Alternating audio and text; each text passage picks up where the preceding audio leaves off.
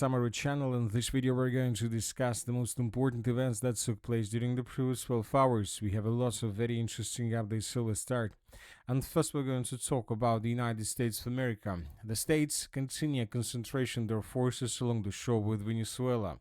Today we got lots of very interesting updates from this area, which confirms that most likely we're going to see another military operation, at least in this part of the region. Venezuela claims to have detected 5 F-35 jets 75 kilometers of its coast, saying the move threatens national security and violates international law. Later we got to this video where we can see how the United States of America destroyed another vessel. According to the official data published by the United States of America, this vessel belonged to the narco cartel, and this vessel, as you can see, was completely destroyed. We continue receiving reports that the United States of America concentrate their forces. American troops stationed in Puerto Rico are ready to begin an operation to seize Venezuela and overthrow President Maduro.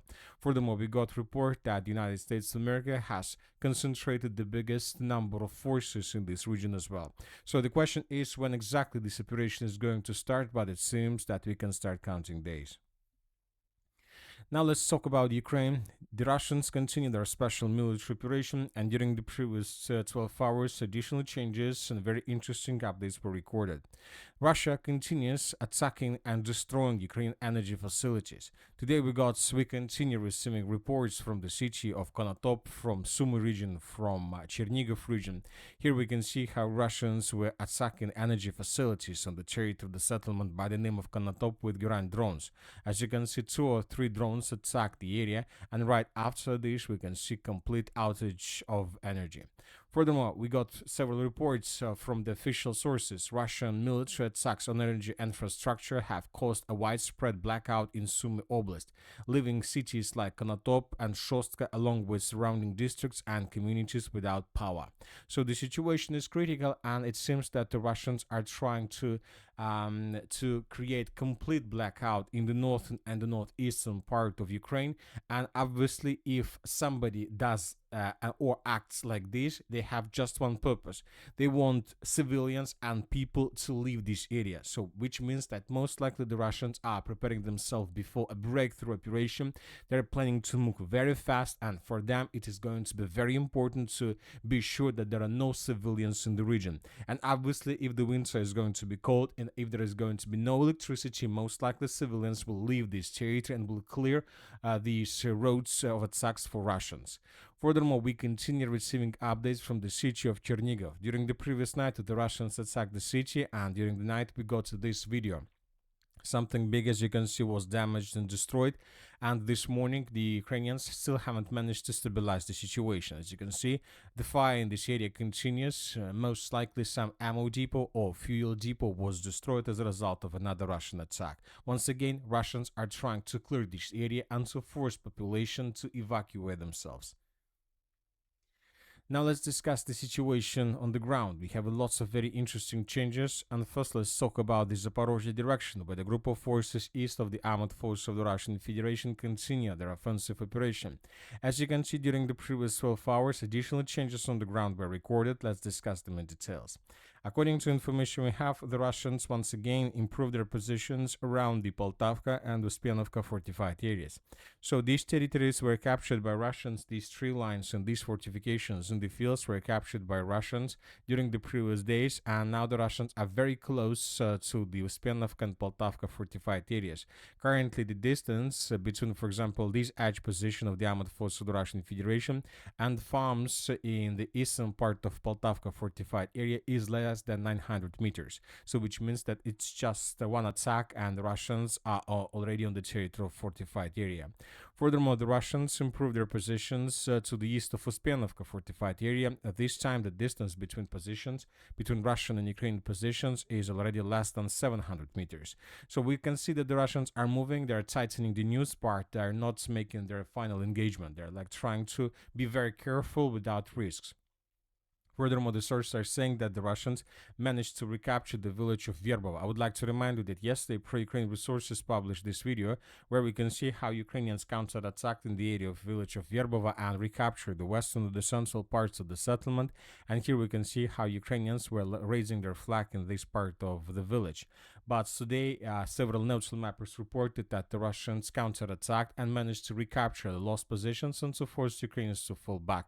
Some of Ukraine's soldiers were captured. Furthermore, the sources are saying that the Russians managed to get the outskirts of the settlement of Vishnyovo, and currently the clashes are taking place for its eastern buildings and constructions. So the battle for Vishnyovo has begun. This is the most important village in this direction, because if Russians capture the village, this is going to be a turning point in the battle for the Zaporozhye direction. A turning point, which means Russians will be able to move further much faster and much faster. Now let's talk about the Novopavlovka direction. During the previous night, the Ukrainian resources published this video. And here we can see how Ukrainians were after withdrawing Russians in the village of Ivanovka in its central and its eastern parts. So the video was published by the 37th Marine Brigade of the Armored Forces of Ukraine. Here we can see lots of FPV drone attacks. Lots of buildings were damaged and destroyed as a result of Ukrainian attack, and 3 buildings, 3 points were geolocated. So Ukrainians were after withdrawing Russians along the Ulitsa, along the Franka Street. So based on this report, based on this video, we have adjusted the eastern part and the central part of the settlement of Ivanovka under complete Russian control.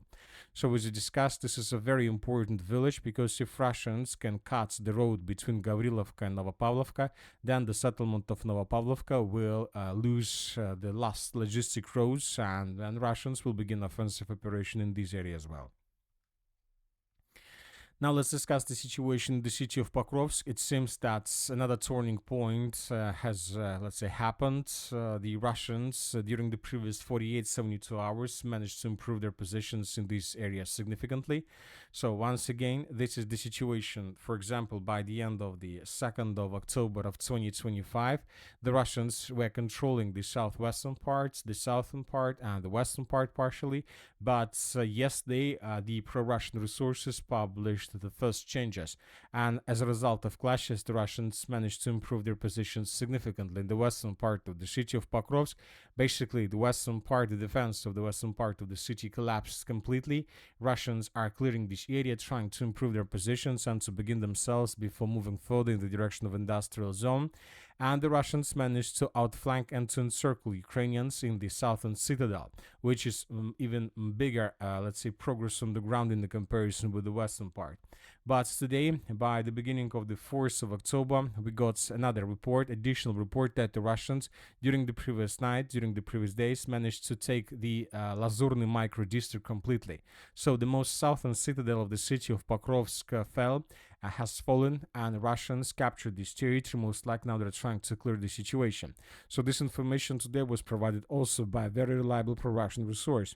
Now we see that the artillery focus of the armored force of the Russian Federation is moving further in the northern direction to the northern parts of the city of Pokrovsk and to the eastern part of the city of Pokrovsk.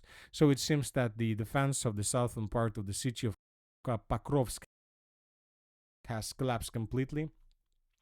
And most likely in coming days, we're going to get additional changes on the ground, and it seems that Ukrainians are about to fall back from this area completely.